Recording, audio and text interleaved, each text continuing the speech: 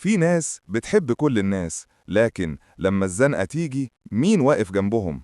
القصة دي عن واحد كان قلبه دايما كبير، اسمه كريم. كريم معروف في حارته، دايما بيساعد، دايما بيدي، ومن غير ما يستنى مقابل. الناس بتحبه وبياخدوا منه أكتر مما يتوقع. لكن لما الزنقة جت ولما خسر شغله وبقى مصاريفه بتعج، دور على اللي وقفوا معاه قبل كده. واحد واحد اختفى، اتصل وراح وزار، ومفيش رد ومفيش باب اتفتح. كريم افتكر كل الناس اللي وقف معاهم عند أول مساعدة، وافتكر إنهم نفسهم هيقفوا جنبه. لكن الأيام بينت له حاجة مؤلمة: اللي خدوا ما رجعوش، واللي اتبسموا ما عملوش كلمة طيبة، وخيبته كبرت يوم ورا يوم. وفي يوم وهو شبه مفلس لقى ست بسيطة في الشارع. الست دي بصت له بعينين فيها رحمة وقالت: مالك يا بنا؟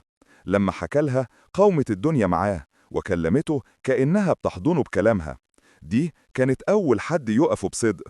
كريم اتعلم درس مر: مش كل اللي بتعطيهم هيفضلوا معاك، ومش كل وجه مبتسم معناه وفاء.